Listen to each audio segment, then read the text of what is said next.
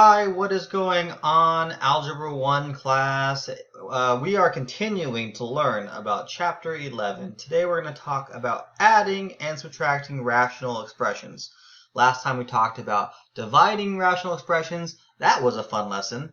Now we're going to talk about how to add or subtract them. This should be somewhat easier. Actually, some of these examples are going to be super easy. And some of these examples are going to require a little bit more thinking, but that's not bad. It's not a bad thing to think. So just kind of bear with me. Now we're going to be talking about adding and subtracting rational expressions. Remember, a rational expression is most likely a fraction. It's a ratio of two polynomials, so it's a fraction. So let's go ahead and start with a little bit of a reminder of how to add regular fractions before we jump in and how to add and subtract rational expressions. So here we have two really basic ideas, two really basic fractions to add. And on the top right corner, I went ahead and put two important questions that you should always ask yourself whenever you are adding or subtracting fractions. The first thing you should ask yourself is, does it have a common denominator? And in this case, I can say for this example, yes, they do have a common denominator. They both have a common denominator of 4. So because they have a common denominator, I can add them the way that they are. This would give me my new common denominator, or same common denominator of 4. I would go ahead and add 3 plus 1.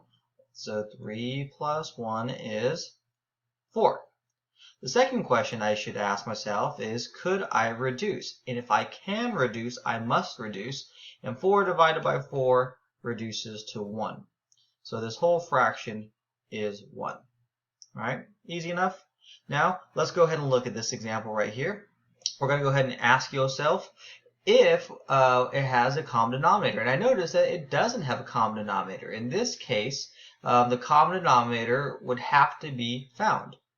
One has a denominator of 5, the other has a denominator of 10. So what I'm going to do is I'm going to go ahead and multiply this guy by 2.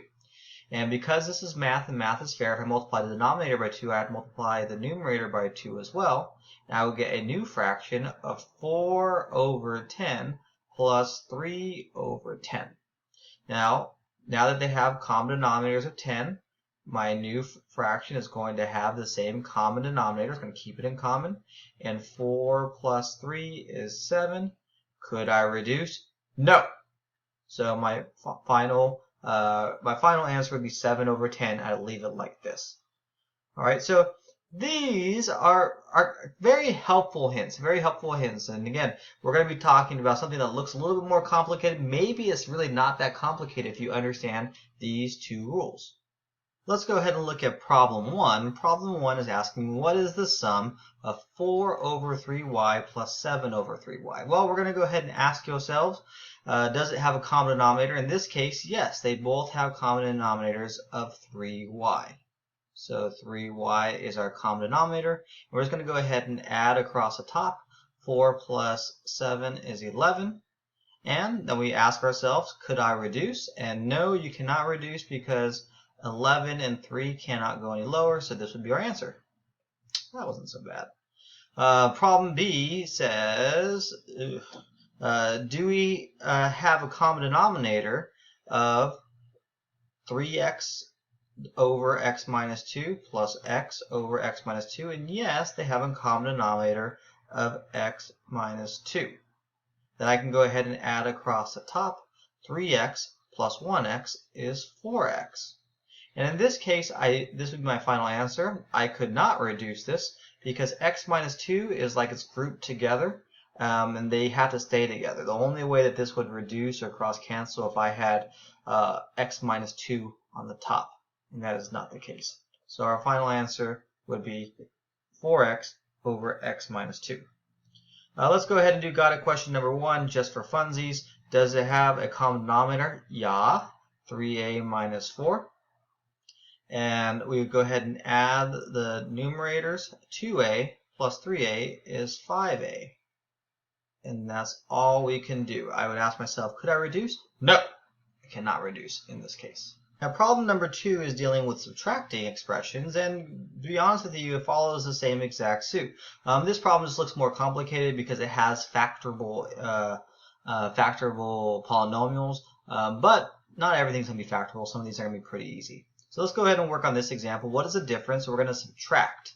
Now for this one, we're going to ask ourselves the same question. Does it have a common denominator? I'm going to say, yeah, 3x squared minus x minus 2 is my common denominator. And for this problem, I'm going to go ahead and rewrite these.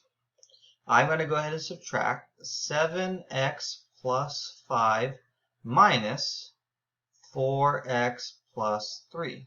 Now, I wrote it this way because with subtraction, if you remember, when we did this a long time ago, we'd always have to remember to distribute that negative sign. So this really becomes 7x plus 5 minus 4x minus 3. The signs are going to change. And that's all over 3x squared minus x minus 2. Now, we can go ahead and combine like terms. 7x minus 4x is 3x, and 5 minus 3 is positive 2. Now, this is factorable using AC factoring. If you did AC factoring, you'd figure out that this factors out to 3x plus 2 times x minus 1. Now, does anything cross cancel? In this case, yes. I could reduce if I go ahead and cross cancel these. So my final answer should be 1 over x minus 1.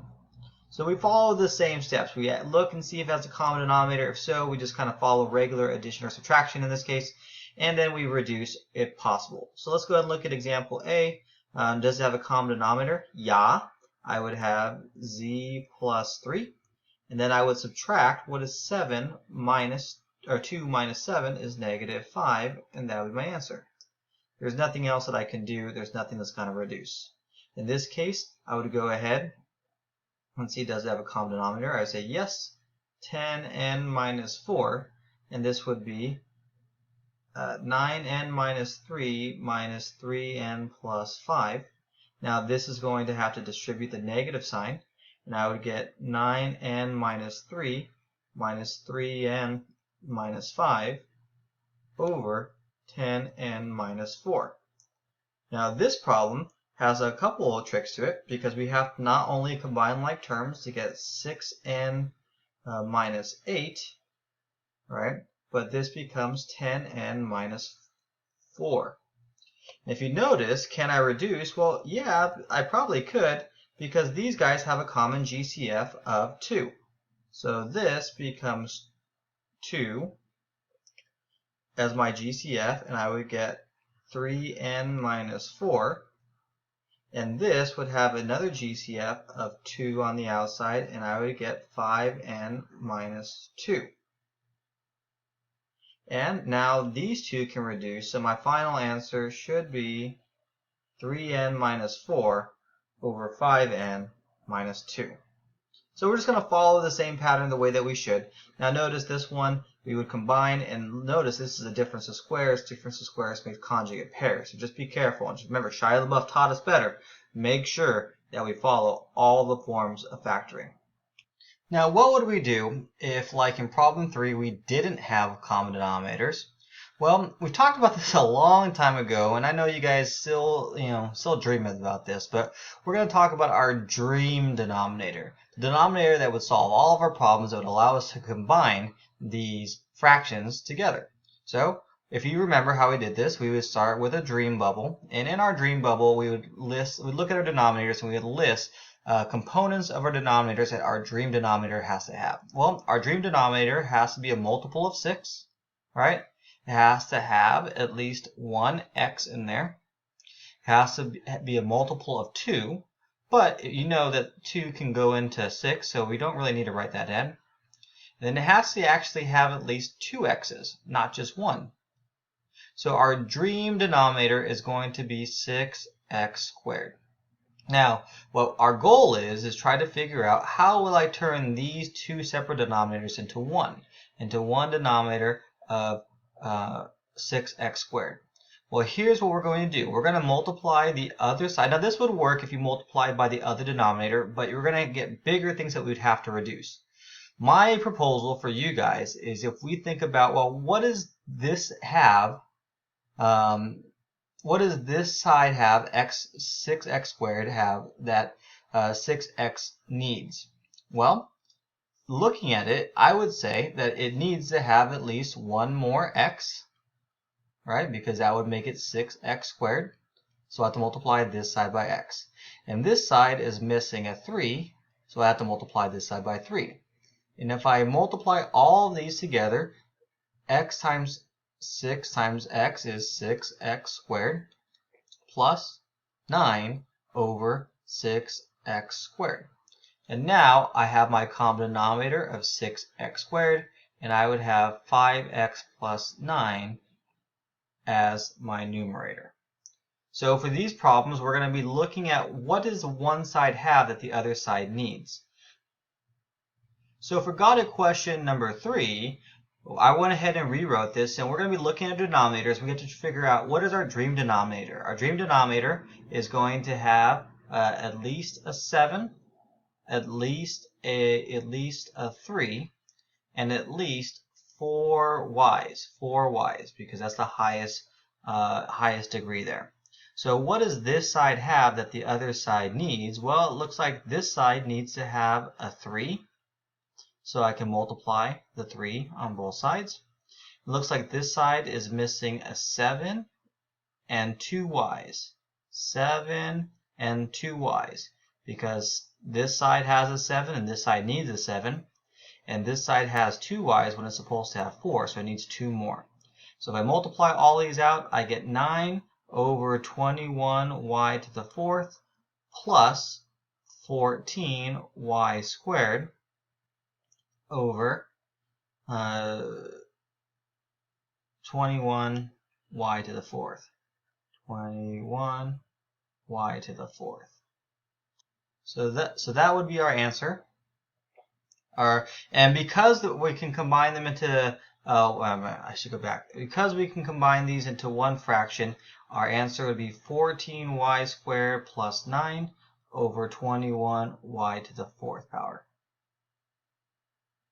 Lord, I'm just crossing through those things. All right. But remember, I just try to put this in order. If I switch the order around, it's perfectly fine. If I had 9 in front, it's fine too. All right, last example for us to cover this lesson, subtracting. Very similar rules, I can't subtract them because they do not have a common denominator, so I need to figure out what is that common denominator going to be. Well, this one's a little different because it looks like it has binomials, so that means my dream denominator has to have at least a d minus 1 and a d plus 2. That means that when I'm looking at this one for 3 over d minus 1 minus 2 over d plus 2, I need to go ahead and figure out, well, what does this side have that this side needs and vice versa? Well, this side needs to have a d plus 2, and that means I have to multiply the top by d plus 2 as well. This side is missing the d minus 1, and this is d minus 1 on this side. Now I'm going to go ahead and combine these, and they're going to have a common denominator of d plus 2, d minus 1. It looks a little funny, but we want to leave it in factor form just in case something can reduce. This is going to be distributed, so this will be 3d plus 2 minus, and this will be distributed, 2d minus 2. Oh, Lord, I messed up. Alright, my bad. This is 3d plus 6 because I forgot to multiply, minus 2d minus 2. Distribute the negative sign, and I'm going to get 3d plus 6 minus 2d plus 2 over our common denominator, d minus 1, and then combine like terms. I'm going to end up with d plus 8 over d plus 2, d minus 1. Can I reduce? Nope. So this would be our answer. So even though it doesn't look so pretty, it is a functional answer, and most importantly, it is correct. All right. Don't forget to distribute all terms. But other than that, we want to ask ourselves these 2 questions. All right, that's it. See you later. Peace.